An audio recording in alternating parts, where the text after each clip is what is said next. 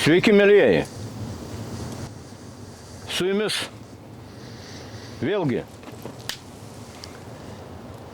Šventasis Arūnijus ir aš. Šitą laidą greičiausiai išeis, kada bus jau po 3 karalių. Man iš vis labai keista, kaip Vatikano mafija nustatė, kad buvo 3 karaliai. Aš Evangeliją visai kitaip skaitau. Buvo 3 dovanos, bet jie išminčių iš rytų. Ir atnešė 3 dovanos, bet galėjo eiti ir 100 išminčių iš rytų. Tai va, pasižiūrėkit, sausio 6 vardo dienos. Kasparas, Merkelis ir Baltazaras. Bet dar yra 4 vardo diena. Tai Arūnų. Arūnas paskui tapo šventuoju Arūniju. Tai yra kuriama istorija. Lietuvos šventasis. Taip, jis nėra kuklus žmogus. Sutinku. Bet ir didybės manija neserga. Kai matot, sėdžiu prie ugnelės, man labai nepatinka, kai žmonės šventvagiškai sako laužas. Ne, tai nėra laužas. Tai yra ugnis. Gyvybė. Gali būti ir metalo laužas, gali būti automobilio laužas, o čia yra ugnis. Iš vis nesuvokiu, kaip galima gyventi be ugnies. Būtas. O čia yra ekstremalios sąlygos. Mane daugumą vadina ekstremaliu. Man daugiabučiai yra ekstremas. Kaip vieni kitų kanalizacijos vamzdžiai eina, vieni kitam galvų šika, myža atsiprašant. Čia yra ne ekstremalu? Man atrodo, kad ekstremalu. Šildosi prie radiatorių.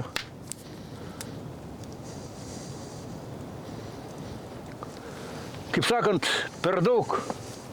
Dažnai, kai vienas poetas labai gerai išsireiškia, kai matot sniegas. Ir sniegas visai yra nešaltas, jis yra šiltas. Jeigu moki su juo susidraugauti. Kai vienas poetas yra labai gerai pasakęs, per daug dažnai pradėjo ateiti šalta žiema po šaltos žiemos. Nespėjame atšilti. Arba kitas poetas labai yra gerai pasakęs, aš tikrai nenorėčiau, kad mano pimpalas visam laikui striktų amžino įšalo žemėje. Bandžiau grįžti namo, bet taip ir įstrigo batai. Amžino įšalo žemėje. Nesvarbu, kad Jėzus gimė vakar, švęsti galim ir žiemą. Pasak Arvydo Šliogerio, širkščias. Mūsų paveldas. Elnis devinragis. Gyvybė civilizacija. Tai vadinama vakarų Vatikano kultūra. Mirties civilizacija. Jėzus irgi basas vaikščiojo.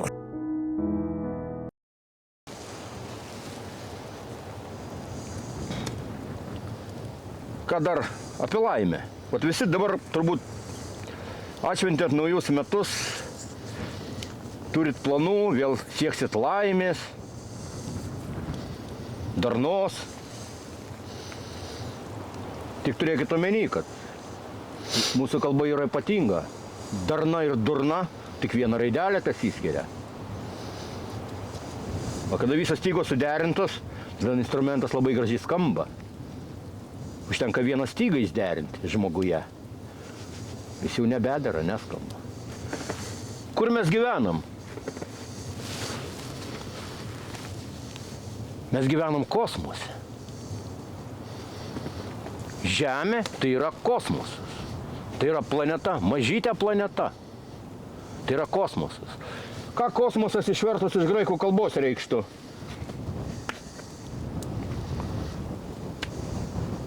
Tai yra tvarka. priešingybė chaosui, grožis, puošmena. Ir paskiau kažkas kalba atsitiktinumai. Žemė per daug mažytė, kad joje būtų atsitiktinumo. Ir jeigu dabar klausotės manęs, neatsitiktinai jūs klausotės. Patikėkit, mėlyjeji. Patikėkit. Tai va, kas liečia laimę, tai tokia istorija yra, man labai patiko. Išėjo, gyveno 3 broliai. Nu, kaip įprasta, vienas visą laiką kvailutis būna. Išėjo 3 broliai laimės ieškoti. Eina keliu. Žiūri duobė. Pasižiūrėjo į duobę apačią. Ogi ten laimė.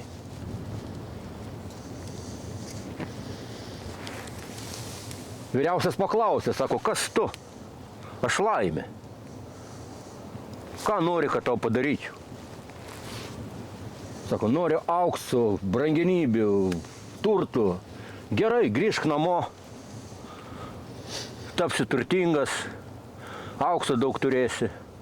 Tada viduresnysis brolis pasižiūrėjo į duobės apačią, į tą laimę. Sako, o tu ko nori? Aš noriu pačios gražiausios pasaulyje, kad mano žmona būtų pati gražiausia pasaulio moteris. Gerai, grįžk namo. Turėsi šitą tokią žmoną, pačią gražiausią pasaulyje. Tada, kaip įprastai kvailutis, paskutinis pasižiūrėjo į laimę duobėje. Laimė klausė, o tu ko nori? O kvailys atsakė, o tu ko nori? Laimė sako, ištrauk mane iš čia. Kvailys paėmė, kvailutis ištraukė ją ir nuėjo. Ir laimė nusekė paskui jį. Manau, bus atsiras žmonių, kurie supras šitą alegoriją, ką aš norėjau pasakyti. Kas aš esu? Kažkur esu skaitęs tokią labai įdomią trumpą apsakymą. Atsidūrė turtuolis, milijonierius dykumoje.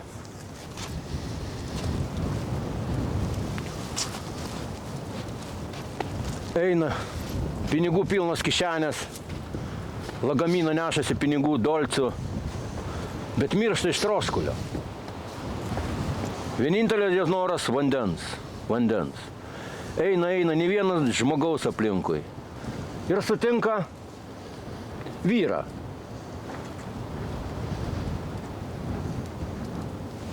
Vidury dykumos prekiaujant kaklaraščiais. Ir pasiūlė tam turtuolį kaklaraščių. Nu jis va taip parodė, man vandens reikia, o ne kaklaraščių. Nu kaip ir durnelis, toks kaip aš, daugumos akise. Ir išsiskyrė. Eina toliau tas turtuolis ir galiausiai vis tik priėjo į civilizaciją.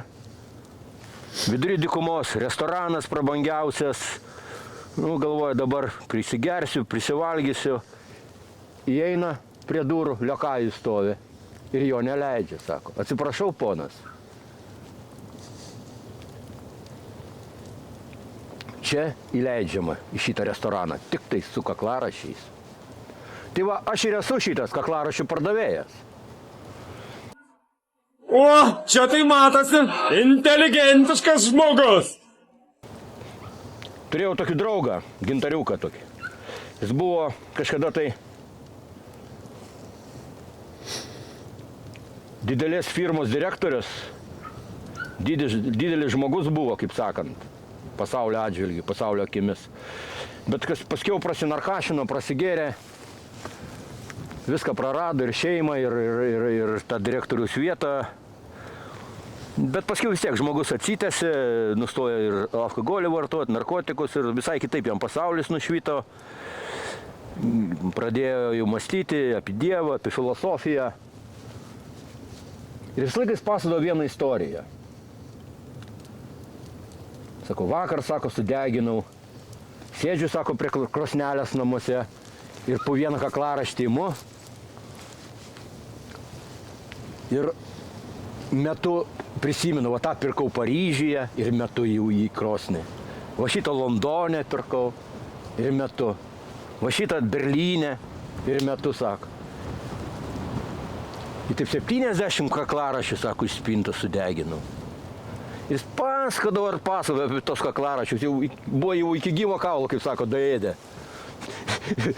Vieną kartą jau tiek užknysas, kiekvieną dieną jis apie tos kaklaraščius pasakodavo. Tai aš vieną kartą sakau, nu ką tu, sakau, Gintarpsi tavo, tai 70 kaklaraščių, sakau. Aš pažįstu vieną žmogų, kuris visą sezoną didžiulį namą vien kaklaraščius kūreno. Kaklaraištis.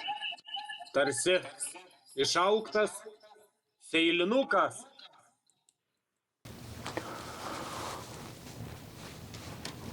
Taigi, mėlyje, teko pakeisti lokaciją. Norėjau viską padaryti prie ugnelės. Daug poetinių minčių ateina. Atrask save ir gryną mintį. Atrask tyriausią tiesą iš visų. Išmok, pažinki savo širdį, slapčiausius norus, troškimus ir numarink netyrą jausmą. Jis gyvena tavyje, pakilk aukštai virš žemiškų geismų ir niekad nebegrįžk atgal. Jau stebėki šventąją Runijų. Teko pakeisti lokaciją. Aš tai jogas, kinikas, asketas. Žmogus atsižadėjęs visų gyvenimo malonumų, kas jums yra įprasta. Vedėjo operatoriai, daugiabučių gyventojai, prie radiatorius jiems pasidarė. Prie radiatorius pratę šildytis, jiems pasidarė lauke per šalta, tai teko persikelti kambarį.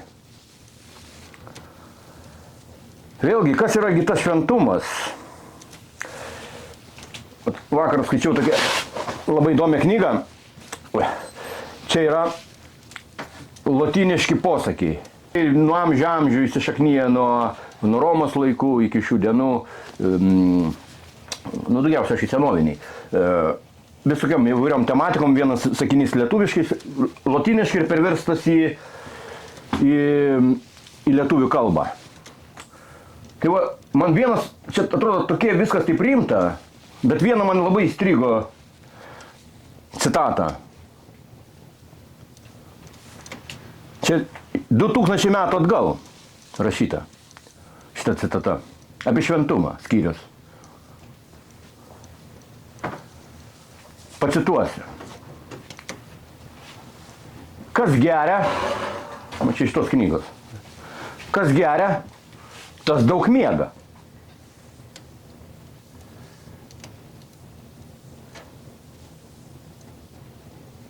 Miegantis nenusideda. Kas nenusideda, nedaro nuodėmės, tas yra šventas. Išvada. Kas daug geria, tas yra šventas. Mane nustebino, sakau, čia 2000 metų. Aš jų nepropaguoju iš alkoholizmo, bet pasidalinau paskaitytą frazę, citatą. Nu taip, logiškai taip. Kas daug geria, daug miega, kas miega nenusideda miegodamas. Nu gal yra tokių, nežinau. Sapnuose gal netgi. Vagė privartauja, žudo. Turtus dalinasi, palikimus. Tai va dabar apie keiksmažodžius paminėsiu Zigmundą Freudą. Nesikeikiu, be abejo, būna labai retai. Šventam žmogui nedera pykti, kaip ir minėjau, priešus, myliu priešus, kurių neturiu. Neturiu jokių priešų.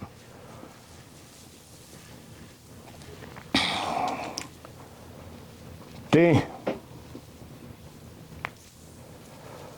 Zigmundas Freudas, psichiatras didysis, rašė, įsiklausykit.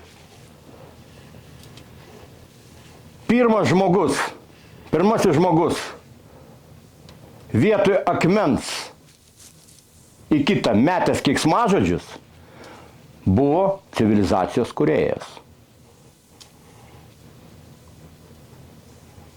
Jis metė keiksmažodžius, bet jau nebe akmenį. Metė žodžius, bet ne akmenį. Mintis vietoj akmens. Tai buvo civilizacijos pradininkas. Be abejo, geriausia nemesti nei akmens, nei keiksmažodžių. Lūpos kalba to, ko pertekosi širdis, Jėzus kalbėjo. Bet sakau, dauguma yra tiek paskendę mele ir tas viskas prasideda, tartum nekaltas tas melas prasideda. Netgi tą patį prekybos centrą nueikim. Ten nėra nieko nei valgomo, nei geriamo. Visi tie didieji prekybos centrai. Nieko nėra nei valgomo, nei geriamo. Bet jūs pripratinat, sakykim, tokių nuo mažų dalykėlių. Kaip pavyzdžiui, močiutės koldūnai. Jau yra melas. Močiutės koldūnai tai yra, kai man močiutė išvirs koldūnus ir atneš anūkėliai. Va. O čia bus močiutės koldūnai. Naminė dešra. Kaip gali būti naminė dešra pagaminta neaišku ko, neaišku su kuo, kažkieno. Nu tai nėra naminė dešra. Ir va tie tarim nekalti pavadinimai. Arba tikras sūris. Čia be galo galima vardinti. Tikras sūris. Daktariška. Daktariška.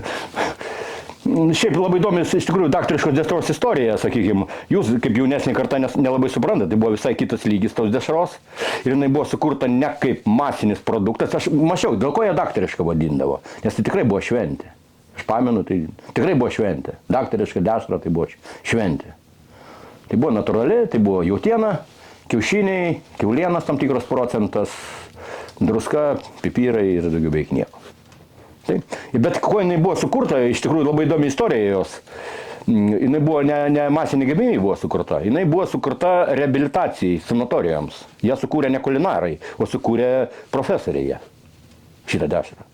Būtent žmonėms po operacijų į sanatorijas reabilituotis, kad palaikyti, atsistatyti. Kiaulieną, jautieną, bet jinai reiškia tiek visiems patiko, tada tik po to jau paleido į masinę gamybą. Bet dėl to tas ir pavadinimas, tai prikilęs yra, daktariška. Jinai buvo sukurta visų pirma sanatorijoms, reabilitacijoms, sportininkams. Tik po to jau paleido, pamatė, kad labai patiko visiems ir paleido į masinę gamybą.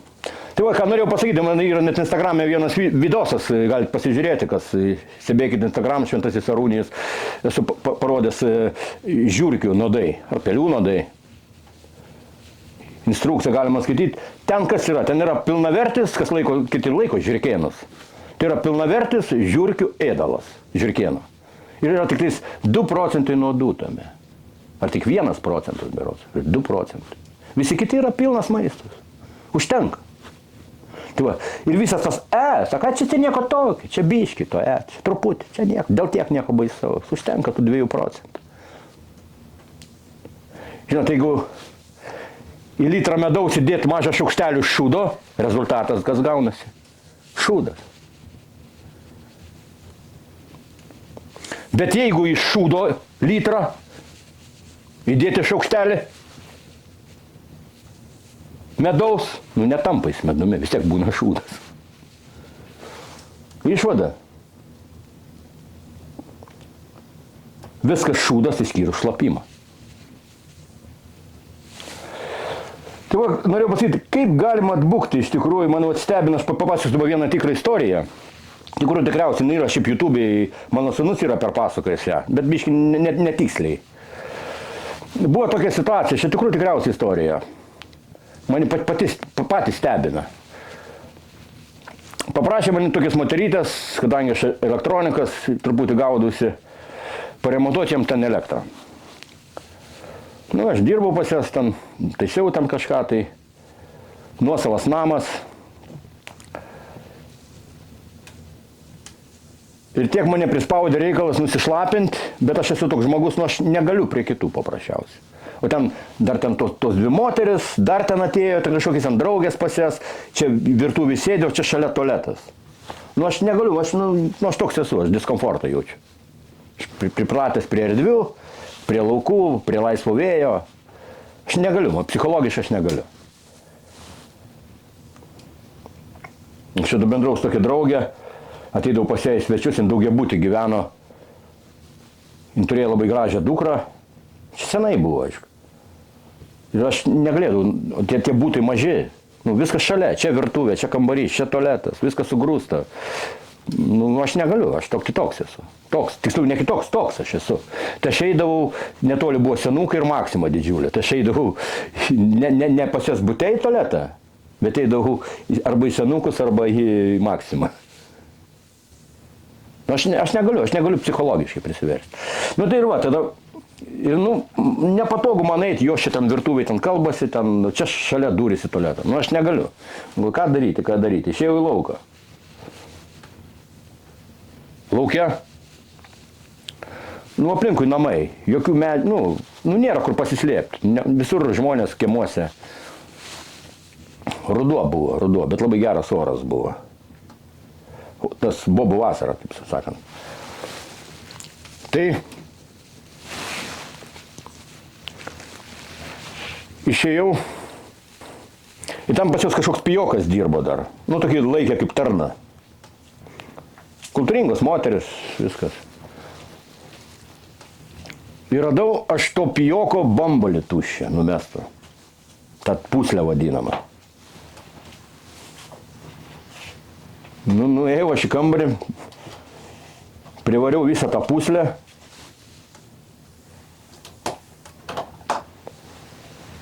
įsidėjau tą puslę su to eleksyro, įsidėjau į kuprinę, galvoju, išeisiu, išmesiu konteinerį ir viskas. Nu viskas, atsisveikinu su joms, išėjau, labai oras geras, einu palengva, o visai apie tą puslę užmiršau kupriniai. Su šlapimu. Nuėjau į parką, aš niekad neinu iš karto namo. Visą laiką, jeigu iš darbo, sakykime, išeidavau 6, tai aš be 1 nakties namo nepareisiu. Užtat pas mane daug visokių istorijų, daug nuotykių. Aš galiu užėti į vieną kavinę, galiu nueiti į kitą. Nebūtinai, kad tenais baliavoti, gerti ar pasižiūrėjau, kišau nosį, pažiūrėjau, gal kažką pamatysiu įdomaus. Na, jau parke vienam pasėdėjau, kitam parke pasėdėjau, trečiam parke pasėdėjau, miesto centre ant suoliuko pasėdėjau. Užtat aš labai daug pamatau, man patinka stebėti. Užtat aš turiu daug ką papasakoti. Vat, man kiti ir klausė, sako, iš kur pas jį tiek nuotykių? Tai žinau, kad jūs iš darbo į automobilį, iš automobilio į televizorių arba į internetą. Ryte vėl. Darbas, diena iš dienos, metų iš metų, nieko naujo, nėra pasaulio. Sėdžiu aš ant suoliuko, dar pats alaus nusipirkau skardinę, geras oras, jau vėlus vakaras. Ir tam parke yra toks parko senelis vadinamas, tam parke buvo.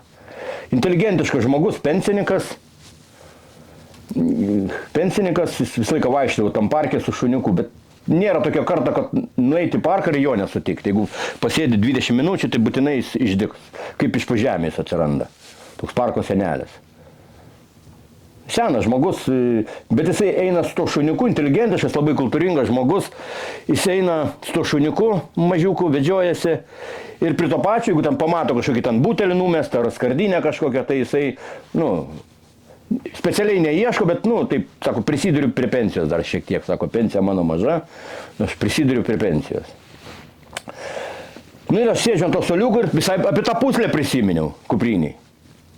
Kad aš jos neišmečiau. Ištraukiu tą puslę ir šalia suoliuko įmečiau į šiukšliadėžę. Šalia suoliuko. Įmečiau. Sukta viskas įmečiau. Ir kaip buvęs, kaip nebuvęs, pasirodo tas legendinis parko senelis. Jis taip eina ir, sakau, kultūringas žmogus, tikrai inteligentiškas. Aš pakalbėdavau su jais, užkalbinau mane, aš atsakydavau. Atėjo ir kaip įprastai užkalbino, čia taip, koks geras oras, kokie blogi politikai, prie Rusų geriau buvo. Nu, įprastinė pensininkų dudelė.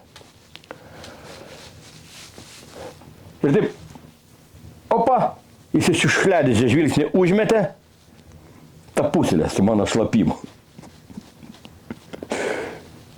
Įsitraukė, pilna beveik. Dar sako, nu bet ale žmonės, sako, kam pirkti alų, jeigu tokį kiekį išmetė, sako. O aš stipriai užsukęs, jis negali atsukti. Bet aš taip viskas greitai vyko, aš net nespėjau sureaguoti, kad neimk čia. Negalėjau, mačiau, ką atsakyti jam. Bet tokie durniai, sako, žmonės, kam pirkti iš vis, jeigu tiek išmetė, sako. Jis sako, atsukit, sako, jeigu gali. Tai sako, ne, sako, aš bijau lygų, sako, aš prie svetimą nesinešiu, sako. Nu, jis ant vargo, įsirėžęs, atsuko.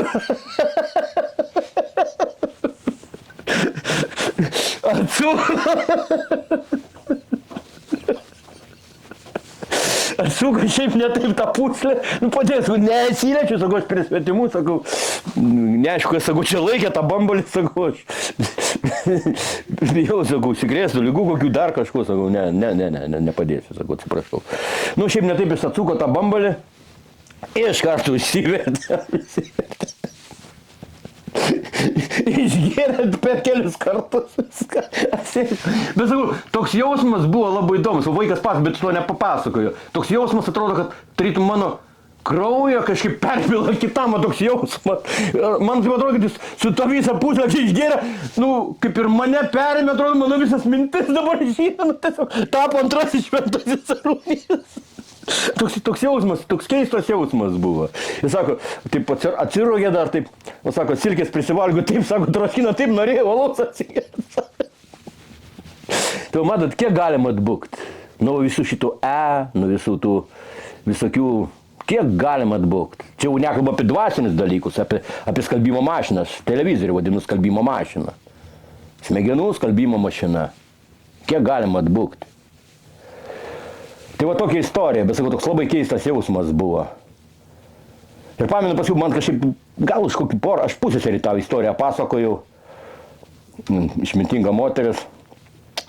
Gal praėjo, gal kokį porą mėnesių, nežinau, kažkaip toks liūdesio etapas buvo, sakau, kažkaip toks susimąstymas. Aš jai tai pasakoju, sakau, kažkoks, sakau, nevykėlis, aš kažkoks, tai sakau, kažkoks toks, nu, taip jai gudžiausi, taip. Sakau, kažkoks nevykėlis, bet mane labai gerai pakėlė, sako, koks tu nevykėlis, sako, tavo šlapimas žmonės su didžiausiu malonumu geria, sako, nevykėlis, sako. Šlapimas, sako, tu didžiausiu malonumu geria. Tai va tokia va istorija, tai va sakau, kiek galima atbukti, tai lygiai kaip šitos va TV visi ekranai. Juk reikia suprasti, kad žmogaus smegenis turi talpą, kaip ir telefono atmintis. Kaip kietieji diskai ir kompo ir panašiai. Atminties kortos, taip smegenis. Kaip gali žmogus išgirsti kažką gero, gražaus, šviesaus, jeigu sistema jį nuolat pumpuoja ir tiesiai per prievartą niekas nebroka, tau neliepia tau įjungti TV. Ar panašiai kažkokie tuštybė dalyvauti. Taigi neliepia, sutikit, kol kas dar, ačiū Dievui. Neliepia, taigi pats žmogus atsistoja, įjungia. Juk yra galybės, švat Anglijoj gyvenau, tai sakau, atsikeli pirmas veiksmas koks, ten, nu, tie, su kuriais aš gyvenau. Pirmas veiksmas, tai pultelis, įjungia teliką, viskas. Užmiega irgi, su teliku, užmiega, tai paskui naktį išjungia jau, per miegus. Didžioji dalis taip gyvena. Didžioji dalis. Ir kaip jis gali paskui žmogus priimti tuos dalykus, arba radija ta pati. Tik tos pačios žinios. Sukasi, kas pusę valandos radijo stotis, kas valandą. Sukasi. Ten. Nes užpildo žmogaus smegenis. Ir jis nebegali mąstyti, nes jis yra perpildytos smegenis. Kaip galima įpilti puodą kažką naujo, jeigu jis yra perpildytas, viskas bėga per viršų. Jam pasakyk kažkokią gerą mintį, gražią mintį, jis tiesiog negali jos priimti, nes nėra vietos. Nėra vietos. Reikia įsivalyti. Tai va, dauguma yra panašus, taip kaip, sakykime, nori pokyčio, o čia labai naujametinė tematika, nori pokyčio, bet tai, sakykime, iki šiandien prisikyšęs šūdo ir jis taip brangina visą tą šūdą, kad dar netgi rankas įkyšęs, kad neduok Dievę pamesiu. Ir jam ateini, siūlai auksą, briliantus. Jis kaip ir nori paimti, bet bijo, jeigu rankas ištrauks iš to šūdo, iš tų kišenio, gali prarasti ir tą šūdą. Jis nereikia. Tai aš atsakau kaip ir Jėzus. Ne, Petras su Povilu ėjo ir sėdėjo lošys Evangelijui prie nugimimo nevaikščiojantis. Prie šventyklos durų. Ir pamatė Petras su Povilu ir pakėlė akis, tikėdamas jis kažką gausias. O ką atsakė Petras? Sidabro ir aukso neturiu. Bet ką turiu, tą duodu. Kelkis ir vaikščiok. Ir būtent, kaip ir Evangelijoje yra labai gera vieta, kai sėdėjo neregys ir ėjo Jėzus ir šaukė, mokytojau, pasigailėk manęs. Mokytojau, pasigailėk manęs. Jėzus sustojo, priėjo ir paklausė, ką nori, kad tau padaryčiau. Šiandien, jeigu jums užduotų tokį klausimą, ką didžioji dalis atsakytų, nori aukso, briliantų, nori valdžios, automobilio, Mercedeso, namų didžiausių. Daug visko. O reikia tik vieno. Mokytų, kad praregėčiau, kad pradėčiau matyti. Šiandien aš prašyčiau šitą. Kad praregėčiau, nors truputį atsimerkčiau. Kaip tas aklas kačiukas, nors šiek tiek. Tai va, jūsų, sakykime, didžiosios dalies yra, man yra neįdomus žmonės tiesiog, nuobodus, neįdomus, vienodi. O mes esam kiekvienas unikalus, nepakartojamas. Netgi vaikus turėdami, jie nėra mūsų plagiatas, jie jau yra kitokie.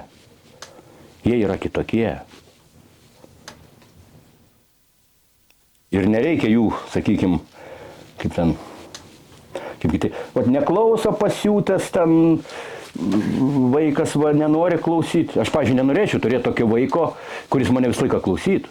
Darytų viską tiksliai, kaip aš sakau. Aš nenorėčiau, tai geriau tada lėlę nusipirkai ir viskas. Nusipirkai lėlę, jokių problemų. Arba kaip mokytojai, pedagogai, sakykime, nedaijuoja. Dabar tokie vaikai pasiūtė, neklauso, ten atsikirtinėja. Aš labai paprastai sakau. Atsakau tokiems. Tai tu nesi mokytojas. Jeigu tavęs neklauso, tu nesi mokytojas. Supraskit. Mokytojo klauso. Ištempia ausis. Kiekvieną žodį gaudo. Mokytojo. Man teko matyti tokių mokytojų. Bet čia jau ne mokykloje, šiaip gyvenime. Kur sėdėdom saugę vyrai, tiesiog kiekvieną žodį gaudydavom. Čia yra mokytojas. Tiesa, jį ir vadino guru, didysis guru. Yra toks veikėjas Lietuvoje. Kas nors gal pažįsta. Bent jau matė. Legenda, žmogus legenda. Klausydom. Tai yra mokytojas. Aš nežinau, dabar tų sistemų, bet kokią mes norim rezultatą.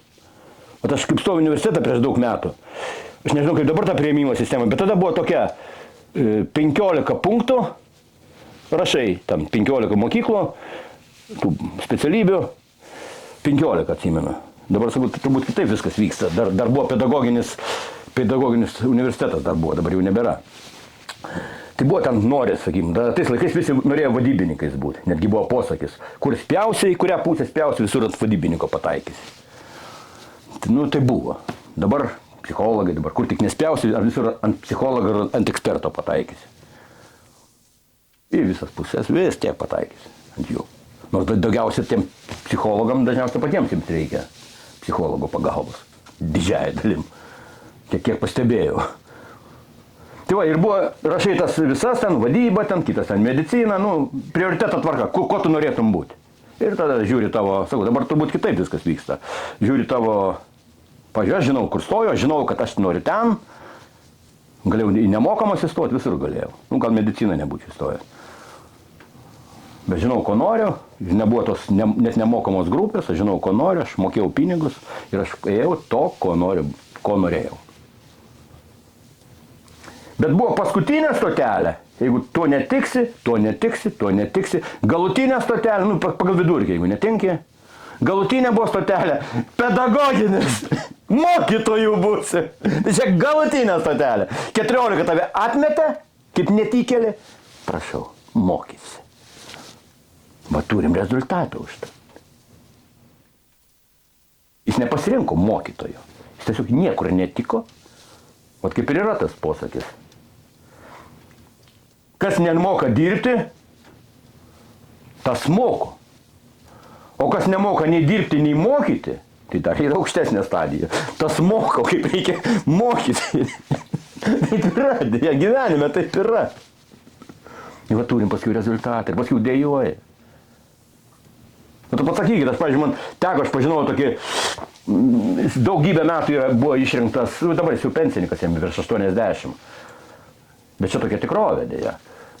Kiek yra prirašyta knygų apie pedagogiką, apie galybės, visokių referatų, diplominių darbų. Jis turėjo tą aukščiausią, labai daug metų buvo išrinktas geriausių Vilniaus mokytojų. Daugybę metų, daugybę kartų.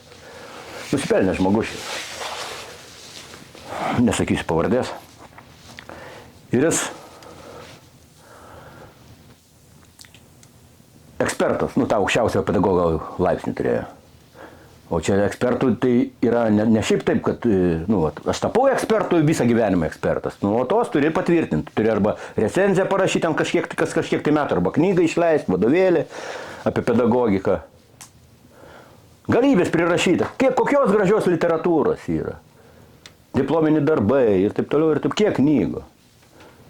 Jis man rodydavo, sako, žinai, sako, kai neklauso vaikai, jis net man pademonstravo, tai aš prieinu, sako, taip, iš nugaros, taip kažkaip, čia yra toks taškas, kažkaip man taip iš nugaros, čia petį suspaudė, tai iš karto nusiramina.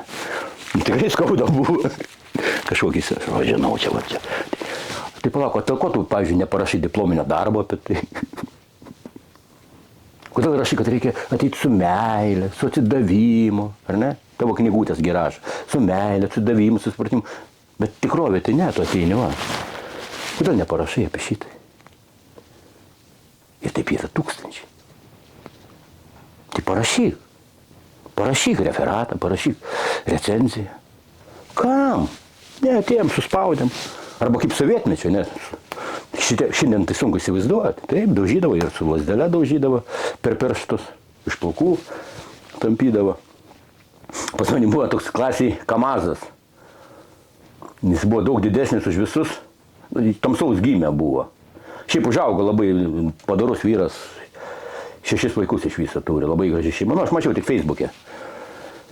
Labai, bet buvo toks, kad pamenu, jis atėjo į 8 klasę po vasaros, rugsėjo 1. Žinau, kaip tamsesnio gimė. Tai tokia per vasarą. Tai išvarė direktorius nusiskus. 8-okas, kičiam barną. Už visus didesnis, bet jis baisiai, ten muždomėmis, aišku, kai vaikai, tai baisiai nemokėjo muštis, nors buvo už visus didesnis, aukštesnis, visų į kaulus gaudavo. Toks pusiau toks kaip gruzinas, toks, bet lietuvis. Bet labai, tada jis gaudavo į kaulus ir labai mėgdavo spjaudytis. Bet tai tokiai atsiraužiai, ir labai taikliai svarbiausia, baisiai taikliai. Grasėjo šito. Ir pamenu, nežinau, kas ten užplukė, gal kokie 5 klasiai, atsimenu tikrai šitą. Net reikėdavo atsistoti, kai mokytas ateina, jisai sėdi ir nesistoja. Mokytas sako, stokis tas, ne, ir viskas. Jis sėdi, sukniubęs, taip, ne, užsispyręs, ne. Tada kita tokia, tie labai pikta mokytoja, buvo sakiniais tokie. Ateina.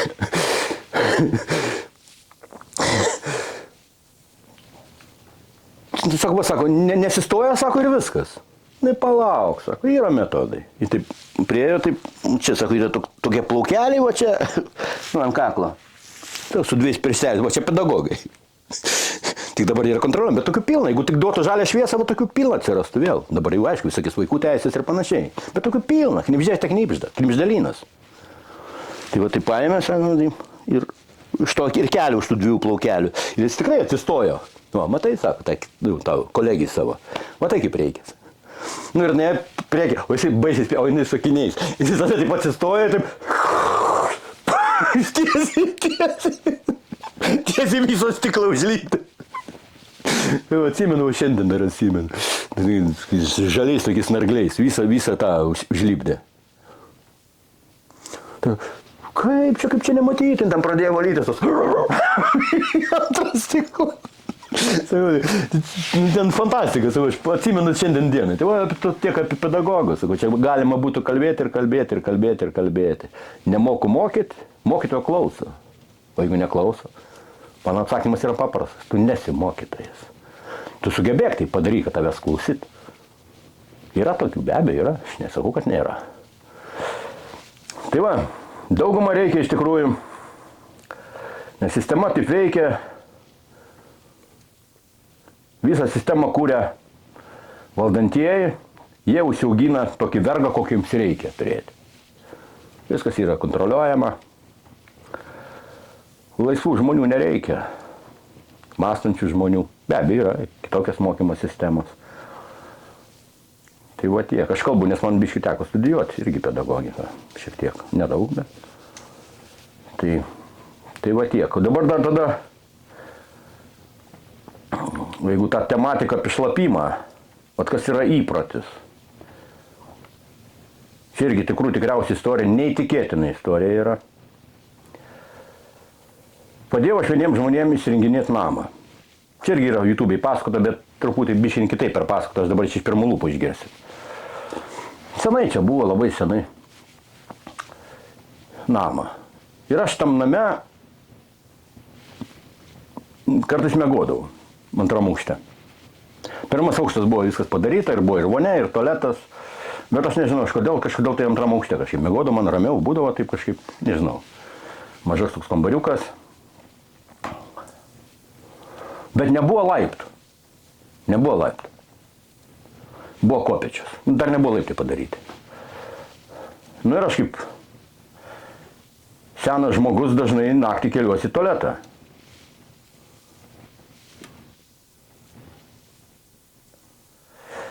Ir užsimiegojus, dar prietema. Ir naktį per miegus lipti tom kopėčiom, vieną kartą vos nenugriuvau. Kitą kartą, nes yra tokių žmonių, kur apskritai man yra tekę vyrom matyti, kurie, tarp jų į tą namą buvo vienas atvažiavęs, ambalas, susikačelinis, su tatuiruotėm vyras. Sakau, lip, pažiūrėsi kaip antram aukšte. Ne, sako, jeigu, sako, užlipsiu, tai tik tais gaisrinė mane. Užlips gal dar užlipsiu, bet jau tik tais gaisrinė turėsi kvies, kad mane nukeltų, sako, be šansų, sako. Turi tiesiog, yra tokių žmonių, ne vieną man teko, kur turi baimę, tiesiog turi. Nu, čia jau net ne baimė, čia fobija yra. Aš čia be jokio pasmerkimo, aš irgi turiu daug fobijų. Aišku, nesakysiu kokių.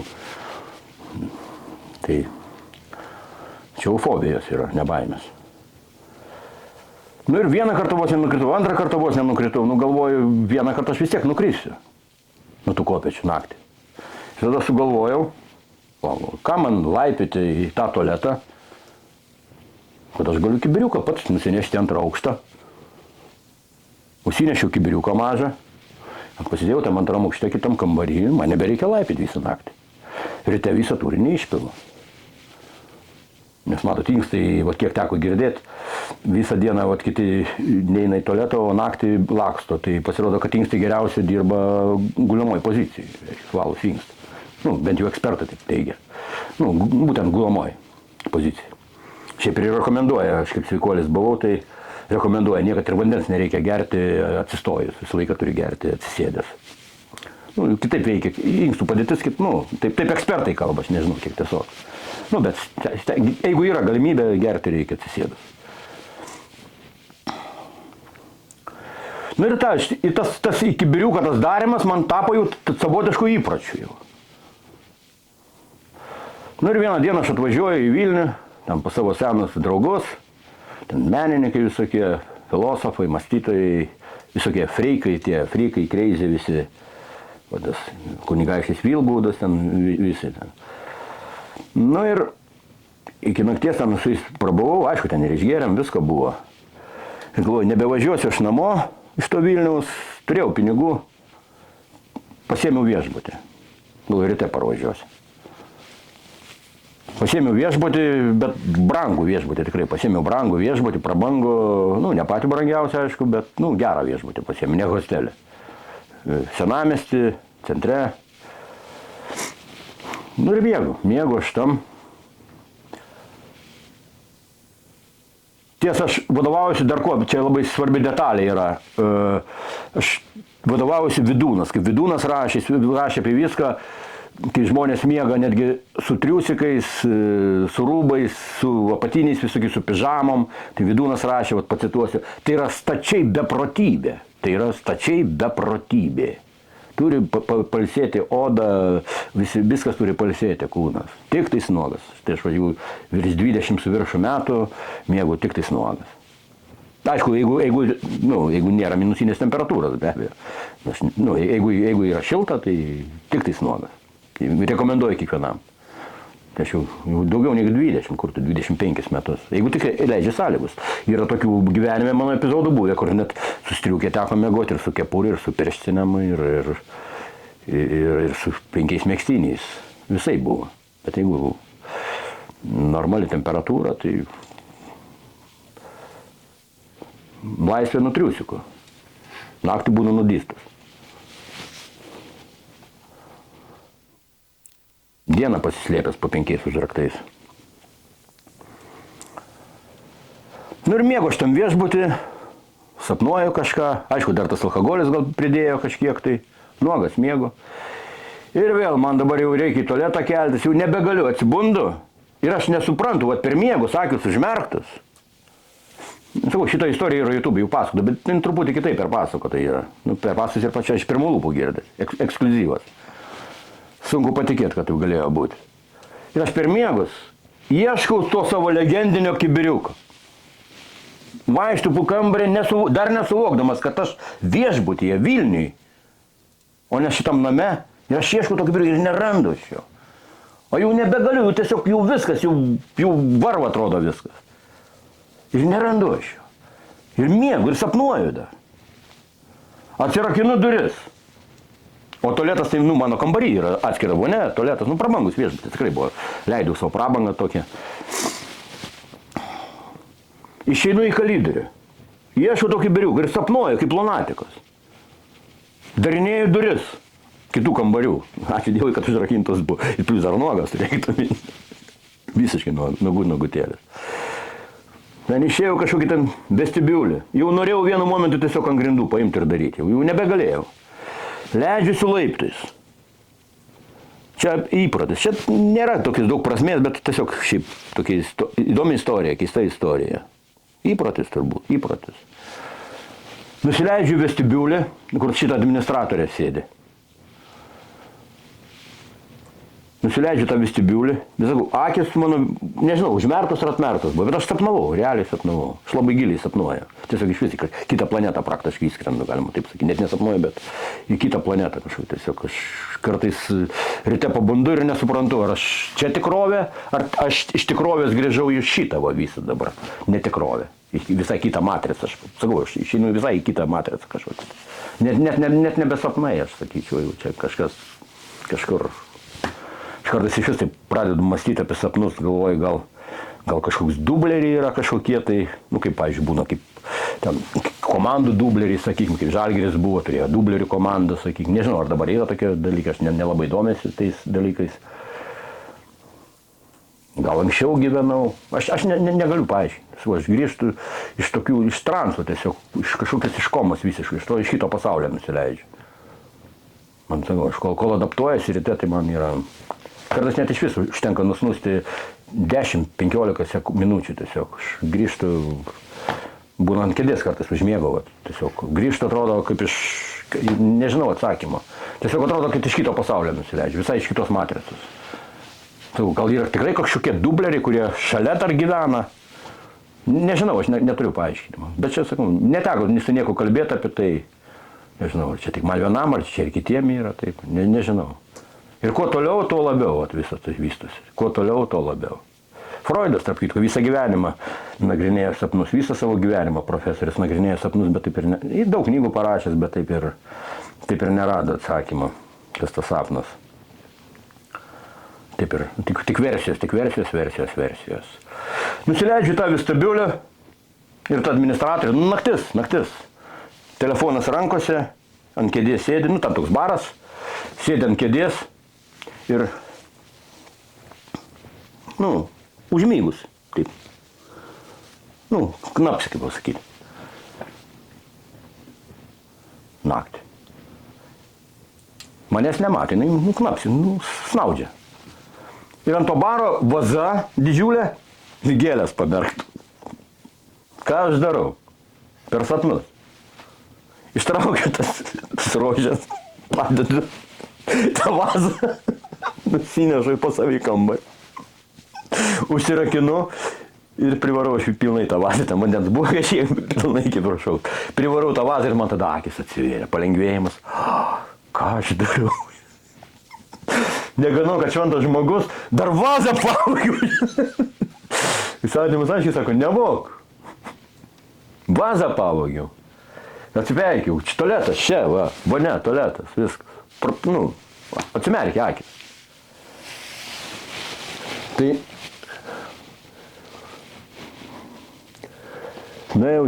apsirengiau, viską apsirengiau, išploviau tą vazą ten su muilu, su šampūnu, išploviau, einu jau ant pirštų galiukų, batų net nesidėjau jau į basas, kad nesigirdėtų. Aišku, ten kiliminė danga, bet vis tiek batų nesidėjau, einu basas, tą vazą jau nešuosi taip už nugaros, kad jeigu kartais pamatytų administratorę, nepamatys tos vazos, nenešu aš jos taip. Nueinu, taip atsargiai, taip iš po kampą išlindau, tam vestibiulį, žiūriu, dar miega. Ant pirštų galiukų priėjau, padėjau tą vazą, tas gėlės įdėjau. Į kambarį nuėjau. Tai ryte, sakau, reikėjo išeiti, stengiuosi taip išeiti, kad niekas, o galvoju, gal kameros yra. Kambarį nėra kamerų, bet gal kalidrių yra vestibiulį, gal kamera buvo, aš nežinau. Dar ne tie laikai buvo. Tai išėjau, kad niekas nepastebėtų, neužrakinu, palikau duris atviras, išėjau, pabėgau, kaip pasakyti, kad galvoju, supras, gal matė, gal nematė. Tai va, tokia labai įdomi istorija, tai va, čia vienas ir labai pakomentavo ten, buvo tam podcast'e, sako, tikras džentelmenas, pasinaudoja, gal rožės, prašau, rožės pamerkiu. Tai va tokia istorija. Ir po to gal praėjo kokį porą mėnesių vėl aš atsidūriau ten, vėl tam senamiesty atsidūriau ir vėl man reikėjo viešbučio. Tai aš tada ieškojau vienur, kitur, į tą bijau eiti. Gal buvo kameras, kai tai palauk. Tu čia nuogas vaikštai po viešbutį, bet dar nori pas mus apsigyventi. Tai aš bijojau, bet nuėjau į vieną, neturėjo vietą, nuėjau į kitą, neturėjo vietų. Ai, galvoju, einu ten, kas bus, tas bus išvarės, tai išvarės. Nuėjau, bet nieko, kaip niekur nieko. Galvoju, gal atsimins, gal kameros atsekė, gal kažkas, kad šitų nuogas vaikštai, vadas vokis. Bet ne, nieko, per nakoją išėjau, tada tvarkingai viskas buvo. Tai va tokia ką įpratis, sakau, tas va toks, buvo tas įpratis toks, iki mėlėja.